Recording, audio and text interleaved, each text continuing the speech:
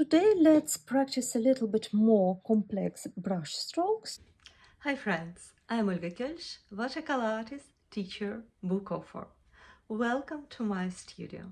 I will start as I showed you before, tip of the brush, belly of the brush, release the pressure. But now I'm painting the second part of the leaf, or it can be a petal. And first way is to start from the same starting point, tip of the brush, belly of the brush, and release the pressure, like this. Let's do it once again.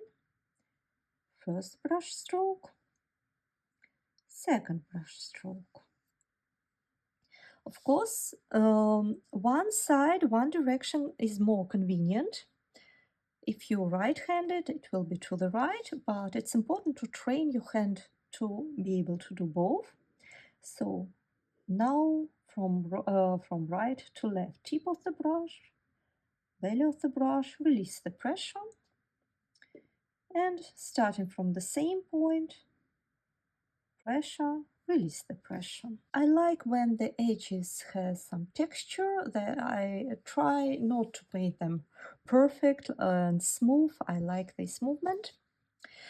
Now let's do it from top to bottom. Same principle. Tip of the brush, belly of the brush, release the pressure. Tip of the brush, belly of the brush, release the pressure. And you can attach the second brush stroke from any side. Like you can do it like this, for example. And do it a lot. Paint at least one piece of paper just with these brush strokes. And now another exercise. Starting as we usually do, tip of the brush, belly of the brush, release the pressure. But now instead of going to the starting point, we step aside from the top with the tip of the brush, pressure on the brush, release the pressure. So we make in a circle, up and down. Let's do it again. Up and then down. You can move your brush a little bit when you create the second brush stroke. For example, wiggle it a bit, left, right, like this. Another direction. First brush stroke. And then you can attach the second brush stroke from any side. And I recommend you to try all possible options, like this or like this. And of course, from bottom or from top to bottom.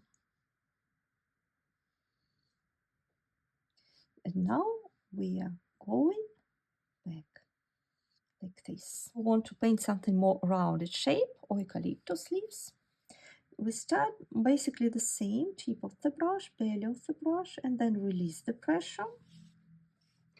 And then here you step aside a bit down, but now you go back to the very top and apply pressure on your brush and go to the starting point.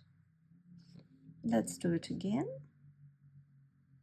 Same start, but then you go to the very top. You can apply pressure on your brush and release the pressure. Different direction, inconvenient side, some, and then a bit round shape. You can move your brush like this. And from bottom to top. Bottom, top. Eucalyptus leaves. Let's paint several long leaves, for example, for tulips or for irises. I load my brush. I start with the tip of the brush. I apply some pressure. I can add some movement and curviness to my brush strokes, and I release the pressure. This is already nice, but it's nice to make it thicker and add the second part. And again, I can go either from the bottom to top, leaving a little bit of white area in between, like this. Or I can go from top to bottom. And I like this uneven edge, therefore I step a little bit aside and I start with the tip of the brush underneath, not here, but here.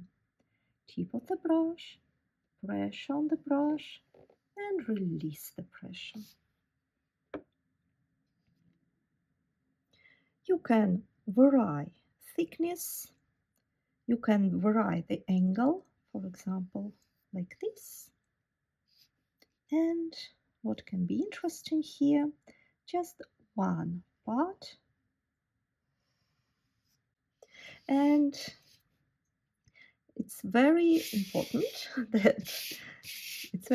to try the other direction, like this. Let's see. One option and another option. So brush strokes, they are the basement for painting many loose flowers. I will show you just one quick example. Let's paint a tulip.